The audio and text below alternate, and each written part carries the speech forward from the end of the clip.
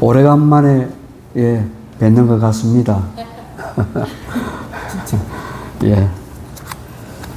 지난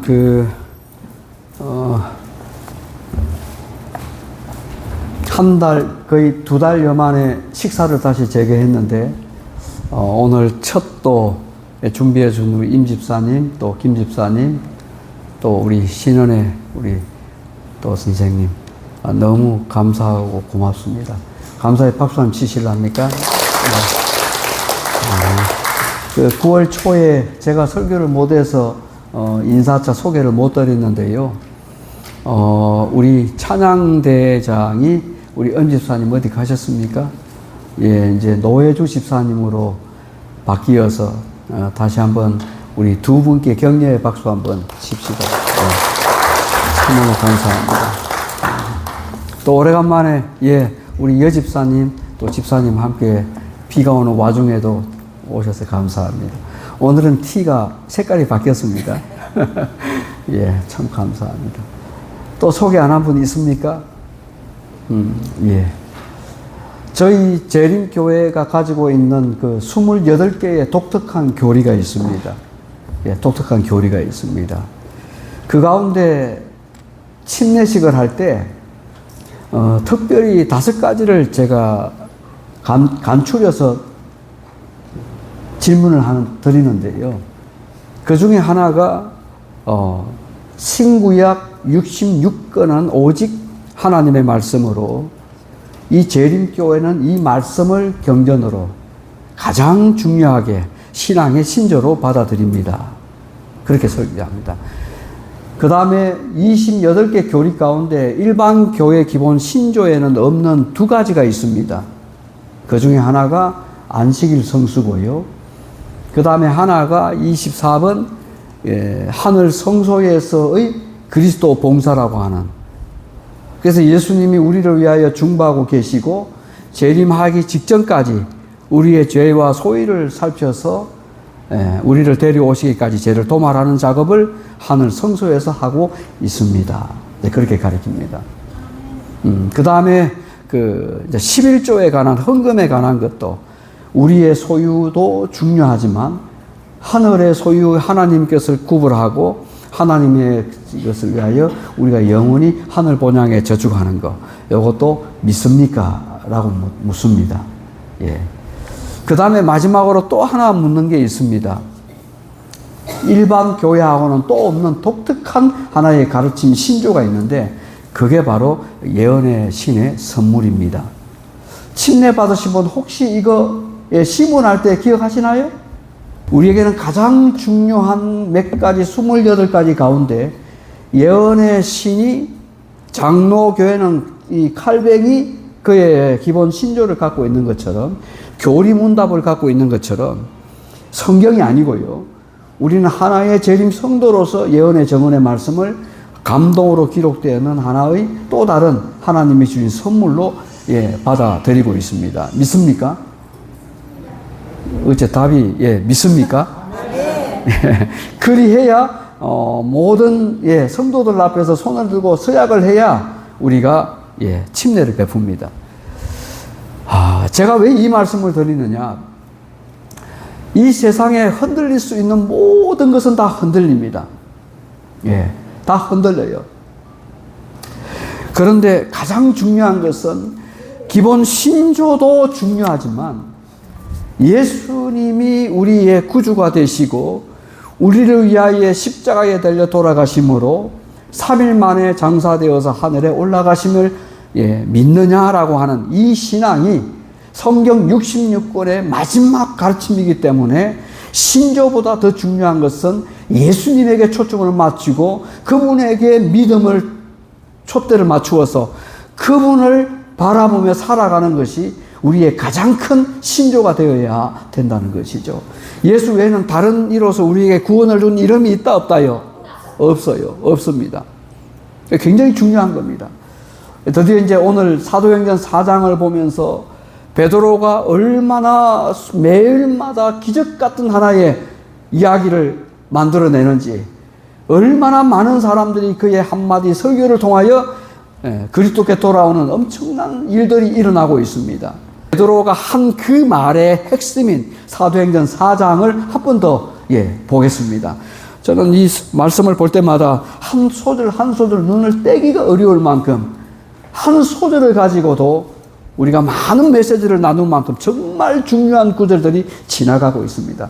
단순하게 베드로가 어떻게 변화되어서 그리스도를 전하고 있는가에 초점도 중요하지만 변화된 베드로가 어떻게 그리스도의 은혜 가운데 박해를 받으면서도 그 십자가를 짊어지는 것을 두려워하지 아니하고 예수님의 고난에 동참하는 그 모습, 상당히 놀랄 만큼 구절 한 소절 한 소절이 굉장히 중요하다 할 만큼 한번 읽어보겠습니다.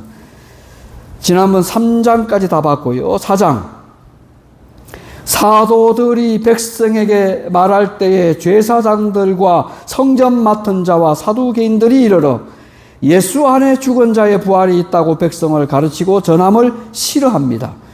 그들을 잡음의 날이 이미 저물었으므로 이튿날까지 가두었으나 말씀을 들은 사람 중에 믿는 자가 많으니 남자의 수가 얼마더라? 약 5,000명이 되었더라. 5절 이튿날 관리들과 장로들과 서기관들이 예루살렘에 모였는데 대제사장 안나스와 가야바와 요한과 알렉산더와 및 대제사장의 문중이 다 참여했습니다. 아주 보기 드문 장면이죠. 문중이 다 참여했습니다. 사도들은 가운데 세우고 묻되 너희가 무슨 권세와 누구의 이름으로 이 일을 행하였느냐? 이에 베드로가 성령이 충만하여 백성의 간음과 장로들아 만일 병인에게 행한 착한 일에 대하여 이 사람이 어떻게 구원을 얻었느냐고 오늘 우리에게 질문하면 너희와 모든 이스라엘 백성들은 알라. 너희가 십자가에 못 박고 하나님이 죽은 자 가운데서 살리신 나사렛 예수 그리스도의 이름으로 이 사람이 건강하게 되어 너희 앞에 섰느니라. 아주 훌륭한 또 다른 한편의 설교를 우리가 지금 보고 있습니다. 드디어 이 베드로가 하나님의 말씀을 전한 이유 때문에 박해를 받습니다. 저는 이 한 소절을 통하여 베드로가 드디어 예수님의 고난에 함께 참여한 사람이 되었다라고 하는 거죠. 말씀을 전하는데 박해를 당했다. 많은 사람들이 3,000명이 오순절 날이 이름에 그리스도께 돌아오는 일이 일어났다면 오늘 몇 명이 또 남자의 수가 몇 명이 돌아왔다고요?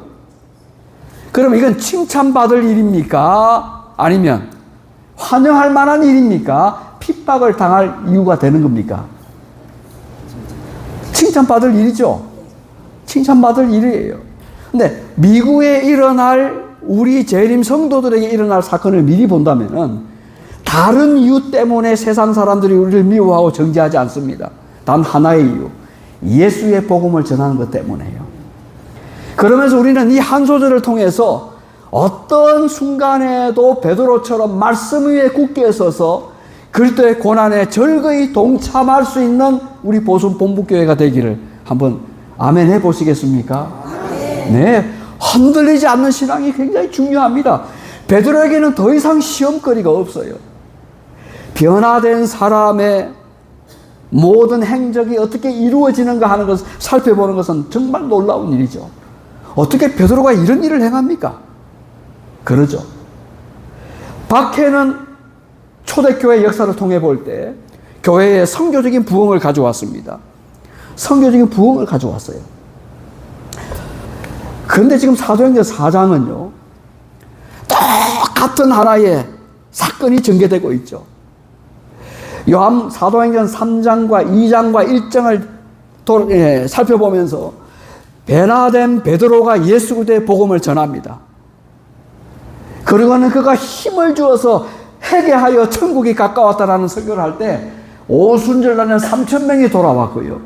사도행전 4장에서는 5,000명이 돌아온 놀라운 일이 일어나는데도 불구하고 이걸 볼 때마다 마음에 안 입고 온 한 세력들이 있었죠. 베드로가 설교할 때마다 마음이 불편했던 사람들이 있었습니다. 그들이 누구였습니까?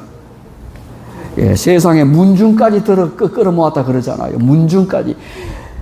대제사장 안나스와 가야바와 요한과 알렉산더와 대제사장의 하나의 문중들, 모든 하나의 가족들이 다 모인 겁니다. 뭐 하려고요? 베드로를 체포하려고요. 참나, 그 한 사람을 때려잡으려고요. 그래서 우리는 사도행전 1장에서 이틀 동안 옥에 갇혀있는 베드로를 보면서 우리는 베드로가 그 감옥에 갇혀있는 동안 무슨 생각을 했을까요? 다르게 말하면은 죄의 역사가 아직도 끝나지 않는 6,000년 동안 우리는 이 지구에 살고 있으면서 예수님의 재림을 소망하고 살아가고 있는데 아직 끝나지 않는 죄의 연속되는 이 상황을 바라보면서 우리는 무슨 생각을 하면서 살아야 될까요? 베드로의 관심은 이틀 동안 옥에 갇혀 있었지만 한결같은 하나님의 나라가 오기를 소망했다는 겁니다. 그래서 하루하루가 주어진 시간은 베드로에게 너무 소중했던 시간이죠. 맞습니까? 그래서 그리스도의 복음을 전하는 일에 전부할 정도로 여러분도 이 땅에 살아가면서 하나님의 나라가 쉬이 올 것처럼 사도행전을 볼 때마다 어떤 데는 꿈을 꾸다가도요, 베드로처럼 하나의 베드로가 그 현장에 들어가서 정말 이런 하나의 보무도 당당하게 사제들 앞에, 사두개인들 앞에 자기의 신앙을 온전히 드러낼 수 있는 그 베드로의 신앙이 우리의 신앙이 되기를 기도해 보지 않겠습니까? 무슨 질문을 합니까? 사도들을 가운데 세워서 묻습니다. 너희가 무슨 권세와 누구의 이름으로 이 일을 행하였느냐 물어요. 여러분들은 왜 제7일 안식일 예수 재림 교인들이 되셨습니까? 처음에 재림교회 교리 28가지의 이념을 따라왔기 때문에요. 여러분들은 어찌 이 자리에 앉아 계십니까? 라고 물으면은 베드로의 답을 보십시오. 이에 베드로가 무엇이 충만하여? 우와, 참. 또 한 번 언급됩니다. 사도행전 2장, 3장에 베드로가 오순절 날에 성령에 충만했던 그의 일심이 변하지 않았다는 거예요. 흔들림이 없었다는 겁니다. 여러분도 예수 그리스도를 개인의 구주로 받아들이고 난 이후부터 일편단심 그리스도가 나의 구주임을 고백하며 살아가게 되기를 축복합니다. 흔들리는 이유가 없어요. 베드로는 당당하게 이야기합니다. 성령에 충만하여. 아무나 이런 말을 할 수가 없는 거죠. 우리가 성령의 감동을 받아 따라 살아가지 아니하면 비가 오는 우중 가운데도 이 안식일에 출석하는 것이 쉽지 않습니다. 많은 바쁜 일정 가운데 하나님 앞에 나와 예배드리는 이 시간만큼 우리에게 가장 중요한 시간이 없거든요. 맞습니까? 지금 우리는 시간과의 싸움을 하고 있습니다. 무슨 말씀인지 이해되십니까? 여러분들의 평균 나이가 80이 넘었습니다. 가장 중요한 것은 지금 시간이에요. 오늘 내일 우리에게 어떤 일이 일어날지 아무도 모릅니다. 근데 오늘도 하나님이 시간의 영역 속에 우리와 동행하시고 하늘을 맛볼 수 있는 안식일을 주신 것이 얼마나 감사한지 모릅니다. 그래서 초능을 향해 달려가는 우리의 일생이 세상의 시간에 맞추어 살아가는 것이 아니라 하나님의 시간에 맞추어 살아가는 여러분 모두가 되기를 기도합니다. 베드로는 아주 당당하게 자기가 그렇게 행한 일에 대하여 생각해 보십시오. 젊은 사람이 갑자기 솔로몬 양각에서 펄떡 일어납니다. 여기서도 환자가 아무도 고치지 못하고 회복하지 못했던 엄청난 일이 일어나는데 베드로는 성령에 충만하여 네가 무슨 권한으로 이 일을 행하느냐라고 물을 때 뭐라고 대답합니까? 백성의 관리들과 장로들아. 돌이켜 보십시오. 조그마한 여자 사울이 들어와서 너도 예수의 제자가 아니냐라고 물을 때 벌벌 떨고 무서워서 예수님을 3번이나 부인했던 베드로의 모습은 온데간데 없이요, 오히려 관리들과 장로들아 힘있게 말합니다. 그죠? 그러면서 9절, 만일 병자에게 행한 착한 일에 대하여, 재림교회는 참 착한 성도들이에요. 악하지 않습니다. 이 사람이 어떻게 구원을 받았느냐고 오늘 우리에게 질문한다면, 10절, 너희와 모든 이스라엘 백성들은 알아라. 너희가 십자가에 못 박고 하나님이 죽은 자 가운데서 살리신 나사렛 예수 그리스도의 이름으로 이 사람이 건강하게 되어 너희 앞에 섰느니라. 참 놀라운 베드로의 말입니다. 여러분이 한 소절이 그냥 무심코 읽어가지 마십시오. 우리 같으면요, 많은 사람 앞에 어쩌면 출세할 수 있는 철호의 기회가 베드로 앞에 온 겁니다. 이 땅의 모든 권력을 갖고 있는 사람 앞에 서 있어요. 그죠? 질문합니다. 네가 무슨 권세를 가지고 했느냐? 우리 같았으면 여러분들의 덕입니다. 이렇게 할 수 있죠. 사두개인들과 대제사장들의 은혜요. 여러분들이 이 복음을 원래부터 전해져 왔던 것을 힘입어 내가 전할 수 있는 것도 나라가 있기 때문이고 아마 이렇게 했을 겁니다. 그리고 대제사장들의 권력 앞에 서 있는 베드로의 모습이 당당하게 어쩌면 대제사장들에게 한 번만 아부하면은 베드로는 이 땅에서 부귀영화를 얼마든지 누렸을 겁니다. 그렇죠? 근데 베드로가 변화된 사람으로서 우리에게 들려주는 일성은요, 내가 했다라고 말하지 않아요. 이게 너무 놀랍죠? 모든 사람들이 자기를 드러내는 일에 얼마나 일과견 있게 자기를 피하랍니까? 근데 베드로는 드디어 자기 중심에서 우리라고 하는 단어를 쓰고 있죠. 그죠? 만일 병자에게 행한 착한 일에 대하여 이 사람이 어떻게 구원받았냐고 오늘 우리에게 질문한다면 내가 아니에요. 우리는 여기서 베드로가 얼마나 자아를 부정하고 완전히 자신을 포기한 모습을 보게 됩니다. 하나님의 나라는 이런 사람이 들어갑니다. 이런 사람이 들어가요. 이제는 나 외에는 바울이 고백한 것처럼 십자가 외에는 자랑할 것이 없다라고 하는 그들의 고백이 마지막 때를 살아가는 우리의 고백이 되기를 기도합니다. 분란이 일어날 수가 없어요. 다툼과 분쟁이 일어날 이유가 하나도 없습니다. 그리고 베드로는 우리라고 하는 단어를 쓸 때에 창세기로 돌아가서 하나님이 천지를 창조하실 때도요, 하나님이 혼자 하시지 않았었어요. 우리가 내려가서 우리의 이름으로 성부와 성자와 성령의 하나님이 함께한 것을 보게 됩니다. 교회는요, 홀로 가는 게 아니에요. 우리가 하나님의 나라도 혼자 가지 않습니다. 다시 지난 화요일날 설교할 때 언급했던 거, 우리가 함께 갑니다. 근데 천국 대문이 12대문을 이루어서 있는데요, 몇 번째 문 앞에서 만나자? 박어머니, 몇 번째? 7번째 대문. 7번째 대문에는 무슨 보석으로 쌓여져 있을까요? 저도 모릅니다. 하여튼 12대문이 각각의 보석으로 나눠져 있고요, 들어가는 길이 금으로 그냥 깔았대요. 연예인들은 보면 빨간 레드 카페를 깔아서 그들이 누구인가를 주목하잖아요. 그거 아무것도 아닙니다. 금으로 들어가는 하나의 하늘 돋은 길이 깔아져 있다는 겁니다. 그 길을 함께 걸어갑시다. 그리고 7번째 대문 앞에 우리가 손잡고 서 계십시다. 한 사람도 예외 없이. 그리고 기러기가 날아갈 때 V자로 형성하면서 어떻게 날아가는지를 과학적으로 밝혀졌는데요, 여수병원에서 한 번 썼고요, 자연사랑에서 2번 썼고요, 오늘 여기서 3번째 이야기합니다. 맨 앞에 있는 힘센 하나의 기러기가 모든 바람의 저항을 막아내면서 뒤에 오는 하나의 무리들이 힘에 지치지 않도록 그가 바람막이가 되어줍니다. 그리고 앞에 선두주로 날아가는 기러기가 힘에 부딪히면은 뒤로 빠집니다. 그리고 뒤에 있는 기러기가 조금 힘을 받아서 앞에 전면에 나섭니다.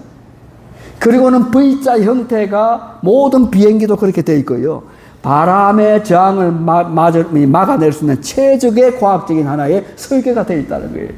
누가 그런 하나의 V자 형태로 철새가 날아가도록 만들었습니까? 하나님이에요. 하나님이에요.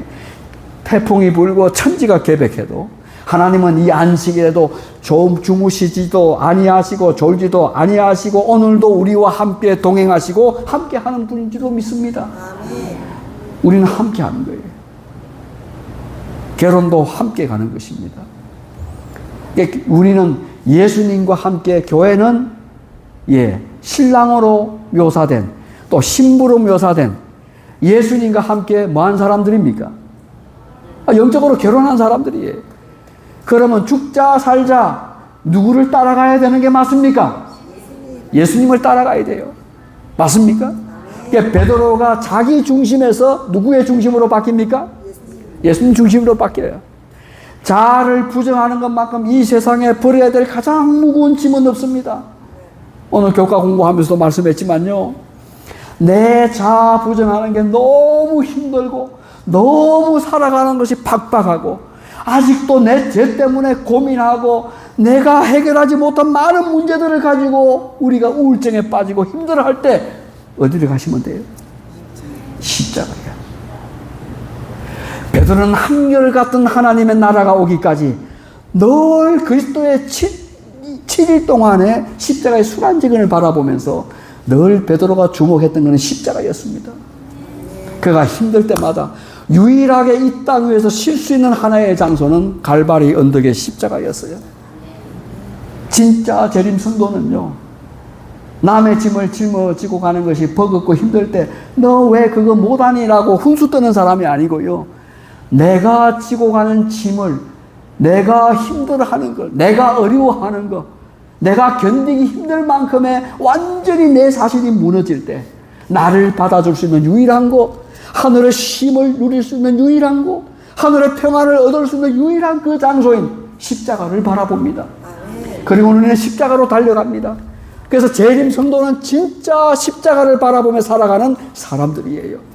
그 안에서만 쉼과 회복의 은혜를 누릴 수가 있습니다. 하나님의 성소를 지을 때요, 십계명을 보관하고 있는 하나의 성소가 있었죠. 그 안에는 모세의 지팡이가 있고 또 뭐가 있습니까? 근데 그 안에는 이 성소의 지성소는 뭘로 만들어진지 아세요? 법궤 맞습니다. 근데 그 법궤 위에 독특한 하나의 형상을 한 모습이 있습니다. 천사들이에요. 근데 그 그룹의 천사가 이 법궤를 어떻게 덮고 있던가요? 날개로 덮고 있죠. 예수님의 십자가를 가장 잘 표현한 것이 덮고 있는 그룹의 천사들의 날개예요. 우리는 하나님의 보호 아래, 그죠? 그룹의 성도의 여러분들의 삶에 또 다른 하나의 보호막이 된 천사들을 통하여 날마다 우리를 인도하시고 보호해주는 하나님이신 줄 우리는 믿습니다. 베드로는 그걸 바라봤을 거예요. 그리고 베드로는 아마 그 생각을 했을 겁니다. 드디어 이 감옥에 이틀 동안 갇혀 있으면서 자기가 마지막 빌라도 법정에서 가이사 법정으로 지나가면서 왜 예수님을 그렇게 부정하고 천추의 가슴에 아픈 흔적이 되었던 예수님을 부인했던 그의 삶을 돌아봤을 거예요. 고무도 당당하게 내가 예수의 제자다, 남들은 다 떠날지라도 하나님, 나는 결코 당신을 떠나지 않습니다. 내가 어떻게 주를 버리겠사입니까? 내가 주님을 사랑하는 줄 주님은 아십니다. 그렇게 말했던 지난 과거를 돌아보면서 그가 드디어 영어의 몸에 갇혀 있을 때 예수님의 홀로 걸어가신 그 십자가의 길을 감히 베드로가 걸어가고 있음에 대하여 얼마나 감격했을까요? 변화받은 사람의 특징 두 번째는요, 자기에게 오는 시련을 남에게 돌리지 않는다는 겁니다. 변명하지 않는다는 겁니다. 숙명적으로 받아들이면서 이미 그리스도께서 자기의 짐까지 짊어지고 가신 그 골고다의 언덕의 길을 바라보는 사람이 베드로였던 것처럼 우리도 늘 그렇게 바라보고 살아야 돼요. 천지가 계백하고 홍수로 집이 떠내려가도요, 우리가 흔들릴 수 없는 이유는 주께서 나와 함께 하시기 때문입니다.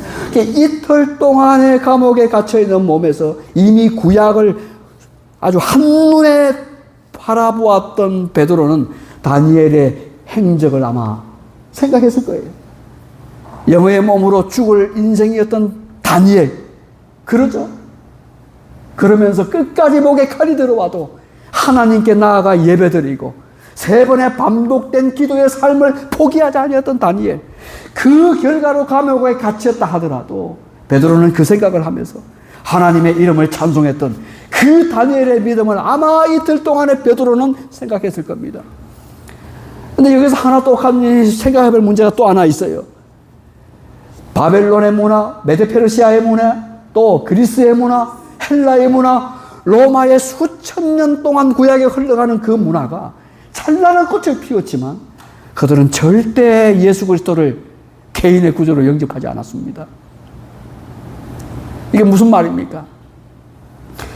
다리우스 대왕이, 느부갓네살 왕이 다니엘 앞에 나타나서 했던 그의 18분의 말을 기억하십니까? 아, 네가 섬기는 하나님이 참으로 위대하다. 신중의 하나님 외에 너밖에, 네가 섬기는 하나님이 최고다. 그 느부갓네살 왕이 그리스도께 회심했던가요? 다리우스가 너의 섬기는 하나님이 너를 이 간밤에도 영어의 몸 가운데도 너를 구원해 주는 맞느냐? 맞습니다. 근데 그 다리우스가 하나님을 믿었다는 기록이 있던가요? 그의 찬란한 문화를 통해서 그의 행적들이 기록되어 있는 하나의 성벽을 보십시오. 그의 이름은 오고 간 데 없습니다. 그러죠. 제가 무슨 말씀을 하는지 아세요? 세상과 짝하여 그리스도를 겸하여 섬길 수가 없습니다. 베드로는 자기의 이익을 따라 제사장들 앞에서 한마디 예스만 했다면요, 그는 살아가는 날 동안 잘 먹고 호의호식하고 부귀영화를 누렸을 거예요. 그런데 그러지 않았습니다. 이제는 예수님이 오실 때가 다 되어가죠. 아니요, 속히 오십니다. 포기할 줄 알고는 포기해야 됩니다. 버려야 될 게 있는 것은 진짜 버려야 삽니다. 가장 버리지 못하는 것이 아까 무엇이었다고요? 자기 고집이죠. 우리말로 하면 자기 고집이에요. 예. 아침에 식사를 하는데 제 사람이 운전하기 전에 뭔가 저는 성경을 한 번 더 머릿속에 담으려고 책상 위에서 골몰하고 있는데 부엌에서 요리하는 냄새가 코를 찔러요. 그러면서 혼자 앉아서 맛있게 먹고 있는 거죠. 제가 눈을 돌렸습니다. 뭐 먹지? 당신은 몰라도 돼. 나만 먹는 거야. 아니, 한번 먹어볼래 소리도 아니고요. 김대수 집사님, 자기만 먹는 거래요. 그리고 혼자 이렇게 마시면서 저를 쳐다보는데 얼마나 얄미운지요. 그러면서 하는 말, 어제 당신은 항상 설교가 준비되어 있잖아. 아니요. 목회하면서 가장 어려운 게 설교 준비입니다. 잘못하면 새길로 빠져나가거든요. 그래서 남들처럼 흔한 설교 원고 하나라도 있으면 언제나 꺼내어서 이렇게 적어서 볼 수 있잖아요. 근데 안 하거든요. 왜요? 저와의 약속이거든요. 캐캐묵은 옛날 설교 끄집어내서 가는 교회마다 발령 받을 때마다 또 쓰고 또 삼탕하고 사탕하고 그러지 않겠다. 매일마다 내가 만난 그리스도에 대한 내가 은혜 받았던 말씀, 오늘 이 한 대목을 읽을 때마다 나를 쳐줬던 메시지, 함께 나눌 메시지가 됨을 매일마다 기도했거든요. 설교가 맨날 하늘에서 도깨비 두드리며 뚝딱 하듯이 그렇게 안 나옵니다. 정말 어려운 게 설교예요. 그런 거 보면 우리 장로님들이 도와주시고 또 설교하지 않으면요, 제가 매주마다 가장 하루에 설교를 4번씩 한 장소가 있는데 그거 어딘지 아십니까?